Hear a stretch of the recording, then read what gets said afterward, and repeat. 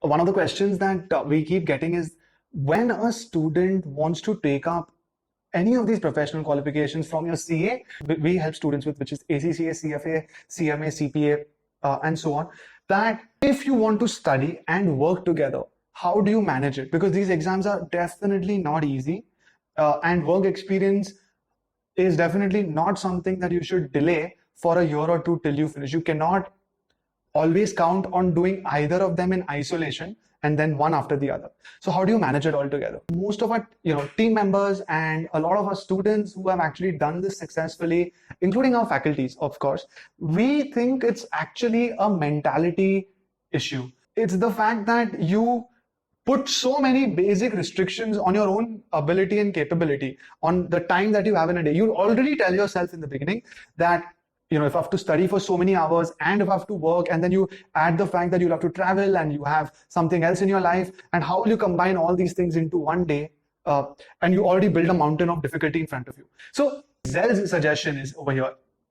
Number one, you break the mentality that it's not possible, because for sure, the people who are doing it might have as many things or more things in their lives. They do not have lesser things in their lives, right? So number one, it's possible. You just need to stop believing in it with all your heart that it's not possible, especially if you've had friends or older siblings or cousins or people at your house who pamper you and tell you that, don't do so many things at once. It's a mentality of going for comfort rather than going for discomfort, where the real growth takes place. So step number one, break the mentality. Step number two, you've got to have confidence in your ability of what you need to do to clear the exams and work. So what I mean by that is, you and I don't have to study the same number of hours. You and I don't have to put the same amount of effort to pass the exam.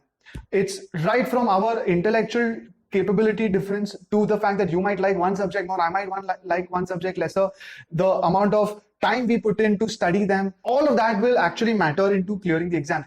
So if somebody tells you, if you want to do CA, you need to have at least 8 to 12 hours of studying a day, that's nonsense. I, for example, was very aware of how much I needed to study, and my approach to studying was never in terms of number of hours.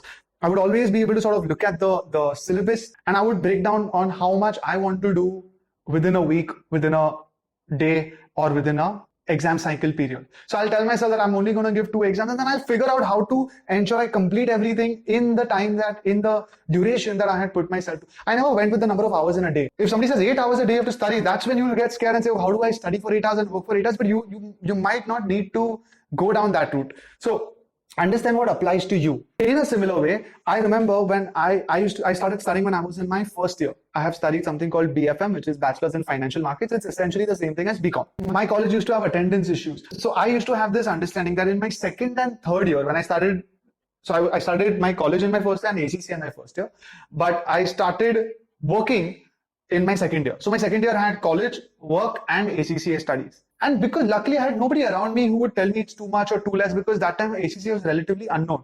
So I decided my own agenda, and I used to wake up, go to college for the first 3-4 hours, barely manage my attendance, but I knew what I was doing, right? I knew that college attendance is not as crucial if I clear some higher qualification. So 7 to 10:30 was, the max college I could attend, because 11 o'clock my, what we call articleship, used to start. So at 11 o'clock, I would run whether to the office or to a client's far away, and I would figure how to reach there on time, how to do the work. And it was, I don't know, it never felt distressing or challenging. It was tiring, but it never bothered me, right? So I finished, then I would reach home, do my usual things. I would then later in the night study, and I would not study literally every day, right? I had the social life that I wanted, the balance that I wanted. I didn't pre-desire it and then decide my course based on my desires. I chose the course because I knew that was what my outcome needs to be.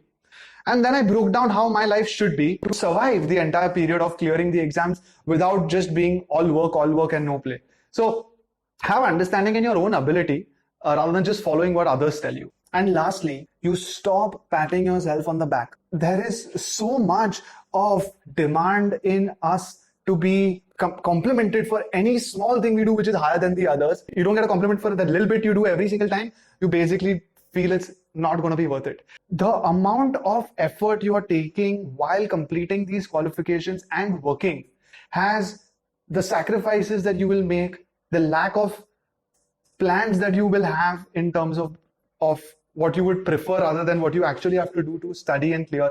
There'll be a lot of these compromises you'll have to make. Do not think that you are doing anything extreme, because the rewards which you're going to reap in a matter of a couple of years, you're going to see a tremendous difference between you and others. So for example, when I was in my articleship, right, my friends, none of them were working, right? They were all in college and most of them were just chilling. At that time, these small things matter. When I was in the middle of an audit and they would call me and tell me that, there is this plan and, am I coming? And they would do it just to bug me. And I know how irritating it used to be to say no, because they would just call us to bug, like just to make a point, that, oh, you're still working. And I remember those were sacrifices which I thought at that point I was making. You might feel the same way and it might be true, but you have to go through that. I remember when I used to travel to offices or my clients' audits and exams were close by, I would try to use all the traveling time to study, and the breaks I would get during my working hours. When exams are close, I would try to just, finish a few things that I knew were left.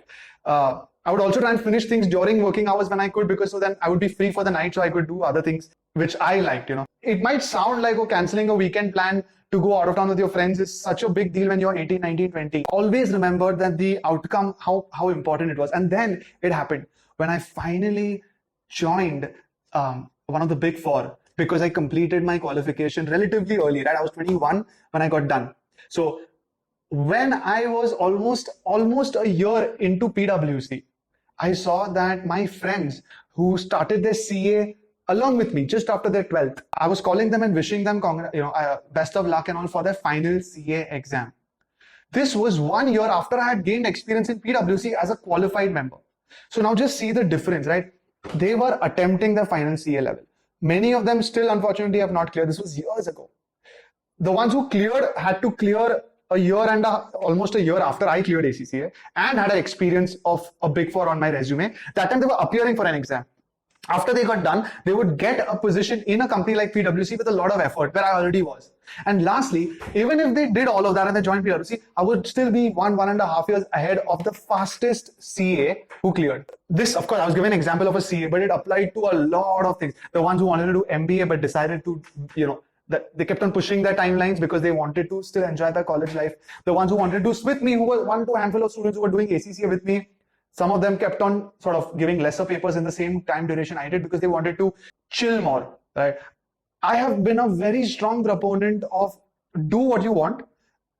As long as you know yourself, you know how much you have to study and work, you'll obviously find time to figure out your other life, whether it's you like sports, you like music, you're a social creature, it doesn't matter. The constant feeling that, oh my God, I sacrificed a weekend plan and wanting admiration for that has caused more trouble, more failures than I would like to have admitted seeing in my students and in peers around me when I was studying. Take up something which you believe is going to have a good future for you and then figure the rest of it out. Don't do the opposite. Don't first figure how much time you want to invest in studying and working and then choose a course. That is a recipe for guaranteed disaster in your career. So with that said, if any of these things are resonating with you, please put it in the comments. And if there's anything I've missed, do let us know. Thank you. If any part of this message seems like something that you can relate to or share it with somebody who you feel can relate to it, please like, subscribe.